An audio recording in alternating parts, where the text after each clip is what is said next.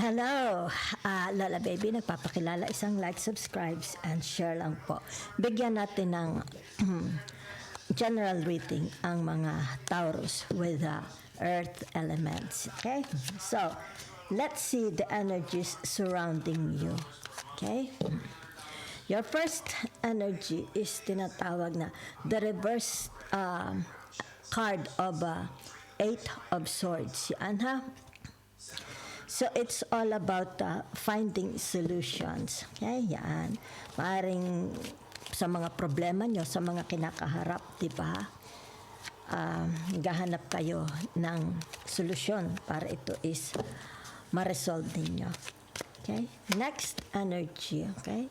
So, again, it's reverse. The Ten of Pentacles, okay? Yan. So, it's about financial disaster. Yan ha? Yan. So, ibig sabihin nito, maaring tinatawag na hindi na manage ang pera. So, naghahanap ka ng solusyon. Okay? Paano ka makakabuelo? Paano mo ito tinatawag mababawi? Yan ha? So, for some of you, nakaka-experience ng huge losses. Okay? Yan. Your third energy, narito ang tinatawag hardship, the Five of Pentacles. Yan ha. So, ibig sabihin nito, financial loss. Yan ha. Para sa mga Taurus. Maaring for some of you, nag-iisip kayo kung paano kayo magkakatrabaho. Maaring nawala kayo ng trabaho. Diba? Ang daming, it's like tinatawag, parang gripo, okay? Non-stop ang bagsak ng pera, ang labas, di ba? Unstoppable. So, naririto ang next energy, the reverse card of Knight of Pentacles. Yan, ha? So, meron dito tinatawag underpaid. Underpaid sa trabaho. Yan, ha? So, maaaring dito yung tinatawag na mas malaki pa ang gastusin, di ba? Mas malaki ang kanilang labas ng pera kaysa sa mga pumapasok. Okay? So, maybe sabihin na natin dito, yan ha, kaya naka-upright ito. Maybe you will look for another job. Okay? So, let's see. So, the Six of Pentacles in reverse position. Okay? Yan. May mga hindi nababayarang bills. Yan, ha? Siguro dahil kulang ang sweldo, kulang ang perang pumapasok, hindi mabayaran ang kanilang mga obligasyon. Dapat bayaran. Okay? Yan. So, narito ang Two of Pentacles. Okay? Yan. Ibig sabihin nito, naka-reverse ulit. Okay? Yan. For financial decision. Okay. Kumbaga dito yung tinatawag na yan ibig sabihin nito, kung hawak mo na ang pera, okay? At dito yung tinatawag, it's like hindi mo ina-accounting, hindi mo sinusulat bawat labas-pasok ng pera. So, yan ang mangyayari, di ba? It's more about losses. Okay, so, let's see another energy. Taurus. Yan, ibig sabihin nito, yan ha. Naka-reverse ang tinatawag the Nine of Swords. Yan ha. So, ibig sabihin nito yung tinatawag magkakaroon ng improvement. It seems magkakaroon ng improvement. Yan ha. Yan. Sa inyong pamemera. It's more about pamemera. Magkakaroon. Okay? Ingat-ingat sa pagwaldas. Yan ha. Kontrolin. Kung kailangan maghigpit. Yan ha. So, meron ditong tinatawag na it's like hindi na natuto. Okay? Yan ha. Light at the end of the tunnel because hindi na siya natuto. Ito yung tinatawag na the judgment. Okay? The reverse energy of the judgment. Your major arcana. Okay? So, ibig sabihin nito, yan kung ito man is malulusutan mo, di ba?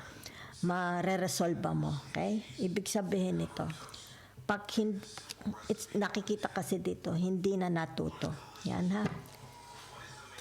Magpapatuloy ito. Yan ha. It's like parang galit sa pera. Diba? It's like, sige, pag hawak ang pera, labas. You have to learn. Okay? You have to learn. Otherwise, magsasuffer ang inyong pamimera. Okay? Okay. So, ano pa? Marami sa inyo hindi na natuto from the past. Diba? Yan. So, ibig sabihin ito yung tinatawag na, yan. Okay?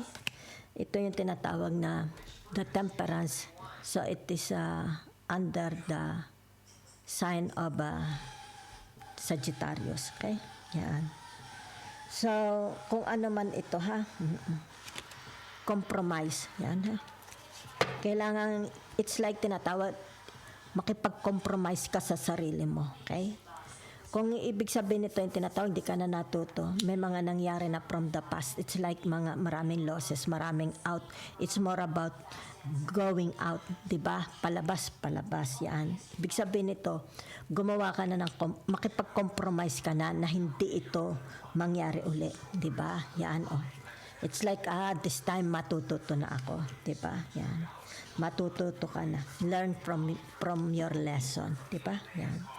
So, ibig sabihin nito yung tinatawag, magising-gising ka na sa katotohanan. Okay?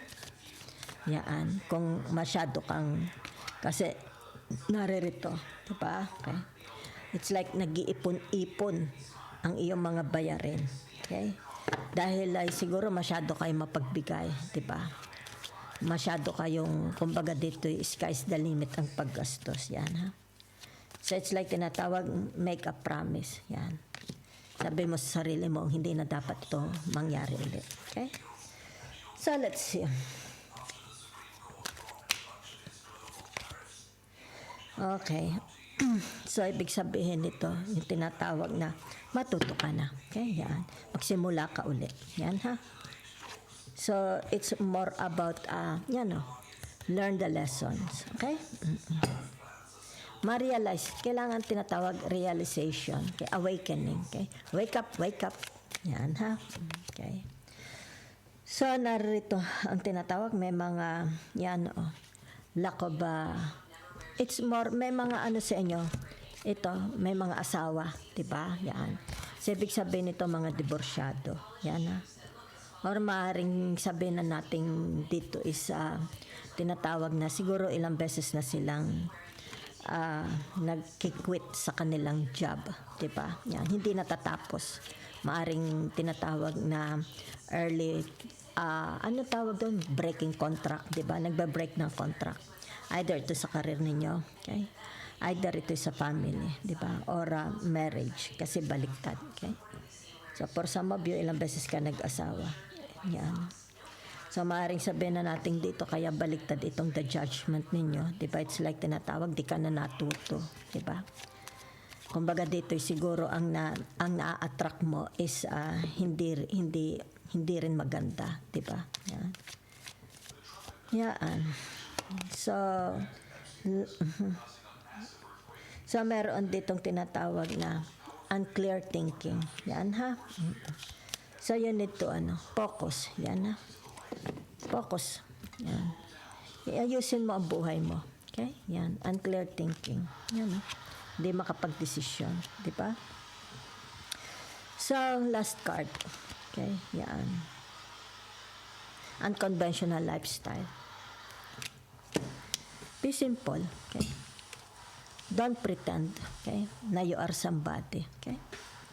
Yan. Para laang tinatawag na, it's like, you don't want, ayaw mo masira ang image mo kahit naghihirap ka. Gusto mo makita nila na hindi ka naghihirap, di ba? Stop pretending. Be more, yung tinatawag, maging totoo ka. Okay? Magpakatotoo ka kung ano talaga ang sitwasyon mo ngayon. Kung mahirap ka, act as mahirap, di ba? Umarte ka, naaayon sa kalagayan mo.